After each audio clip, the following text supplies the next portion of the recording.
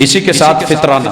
میرے بھائی یاد رکھیے رسول اللہ صلی اللہ علیہ وسلم نے ایک سا، یہ اسٹیل کا ہمارا جو بڑا جگ ہے نا، اکثر آپ ہوٹلوں میں دیکھتے ہیں، گھروں میں ہوتا ہے، یہ اس جیسا پیمانہ ہے، نیچے سے تھوڑا چوڑا، اوپر سے منہ اس کا تھوڑا تنگ ہوتا ہے۔ تو پہلے جنس کو جب تولا جاتا تھا تو برتن میں اس کے ویٹ وزن نہیں ہوتا تھا، ماپی جاتی تھی، اور ماپنے کے لیے برتن ہوتے تھے۔ جیسے لاہور میں آپ کو دودھ گڈوی میں ملتا ہے، مائع چیز ہے اگرچہ، اس کے لیے ہم نے لیٹر مقرر کیا ہے، اور چیزوں کو ناپنے کے لیے میٹر رکھا ہے، وزن کے لیے ہم نے ویٹ بنائے ہیں، لیکن اسلام نے انہیں ماپا ہے۔ اب اسی سٹیل کے جگ میں اگر آپ کھجوریں ڈالیں وزن اور نکلے گا، اور ڈالیں وزن اور نکلے گا، گندم ڈالیں وزن اور نکلے گا، منقع ڈالیں وزن اور نکلے گا، پنیر ڈالیں وزن اور نکلے گا، اور پھر ان سب کے ریٹس بھی الگ ہیں۔ تو شریعت نے پیمانہ مقرر کیا تھا سا کا، کہ جو بھی جاندار انسان موجود ہے ماں کے پیٹ میں، حمل میں کیوں نہیں، اس کی طرف سے صدقہ فطر نکالا جائے گا۔ اور اس کا مقصد کیا ہے؟ طہرۃ للصیام،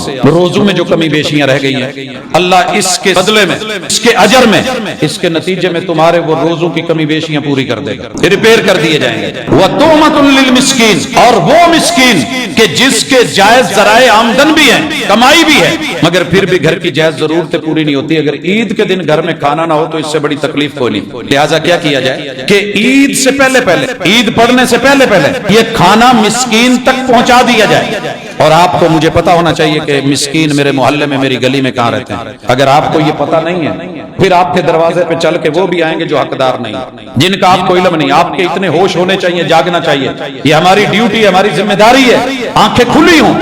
اور اگر اسی حالت میں ہماری گلی میں، محلے میں، علاقے میں یتیم مسکین مر گیا، بعد میں اخبارات میں بیان دیتے رہے یا جو مرضی، پھر فائدہ نہیں ہے۔ اسی لیے قرآن نے کہا ہے کہ جس کے علاقے میں یتیم دھکے کھاتا ہو، سمجھ لیجئے یہ کلمہ پڑھتا ہو، نماز روزے حج زکات، یہ آخرت کو جھٹلانے والا ہے۔ ارأیت الذی یکذب بالدین فذلک الذی یدع الیتیم۔